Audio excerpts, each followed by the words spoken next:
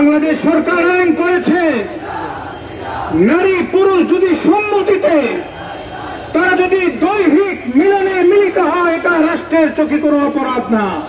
আমার ভাইরা কেন ধর্ষণের ঘটনা ঘটে এটা বুঝতে হবে এবং তার বিশ্লেষণে যেতে হবে। আমরা জিজ্ঞাসা করতে চাই, আপনারা ব্যভিচারকে প্রমোট করবেন আর ধর্ষণ বন্ধ করার চেষ্টা করবেন, তা হতে পারে না। ধর্ষণ যদি বন্ধ হতে হয়, ব্যভিচার বন্ধ করতে হবে, জিনা বন্ধ করতে হবে, ফ্রি মিক্সিং বন্ধ করতে হবে, অবাধ মিলামেশা বন্ধ করতে হবে। আজকে নাটক সিনেমায় ছেলে মেয়েদের অবাধ মিলামেশার শিক্ষা দেওয়া হয়।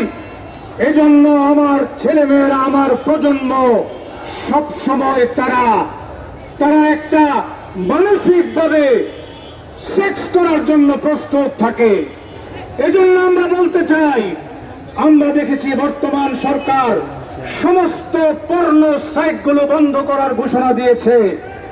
আমরা পরিষ্কার বলতে চাই, সকল পর্নো সাইট বন্ধ করতে হবে এবং যত ধরনের অনৈতিক সিনেমা, অশ্লীল সিনেমা আছে, অশ্লীল নাটক আছে, এই সব কিছু বন্ধ করতে হবে। আজকে পোশাক পরার স্বাধীনতার নামে আমাদের ছেলেদেরকে সুরসুরি দেয় এমন পোশাক যারা পরে আর বলে দেহ আমার, পোশাক পরার অধিকার আমার, আমরা এই অধিকার মানতে রাজি না।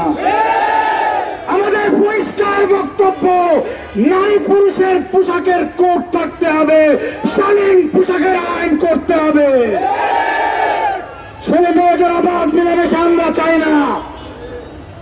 আমরা মনে করি ধর্ষণ এটা হঠাৎ করে হয় নাই। ধর্ষণের 1000টা আয়োজন রাখবেন আর বলবেন ধর্ষণ করা যাবে না, এটা সম্ভব না। এই জন্য ধর্ষণের যতগুলো ধর্ষণকে উস্কানি দেয়, এই সব কিছুকে বন্ধ করতে হবে। পরিষ্কার বক্তব্য, আমাদের বোন আসিয়াকে যে শহীদ করেছে, যারা তাকে মদত দিয়েছে, এই সবগুলোকে ফাঁসির কাস্টে ঝুলাতে হবে। আমরা তো বলতে চাই শুধু ফাঁসি না, তাদেরকে প্রকাশ্যে পাথর মেরে হত্যা করতে হবে। আল্লাহ জিনার বিচার করেছেন, জিনার বিচার হলো বিবাহিত কোন পুরুষ অথবা নারী যদি জিনায় লিপ্ত হয়, তার শাস্তি হলো পাথর মেরে তাকে হত্যা করা। আমরা বলতে চাই, এই নারক পিশাচকে পাথর মেরে হত্যা করে বাংলাদেশের জন্য একটা দৃষ্টান্ত স্থাপন করতে হবে। গোটা বাংলাদেশ অত্যন্ত হৃদয় বিদারক দৃশ্য দেখেছে।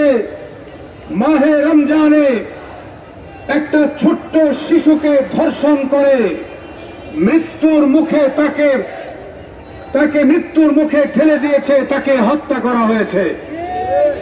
এত নারকীয় পাষণ্ড ঘটনা বাংলাদেশ দেখবে, বাংলাদেশ কখনোই এই জন্য প্রস্তুত ছিল না।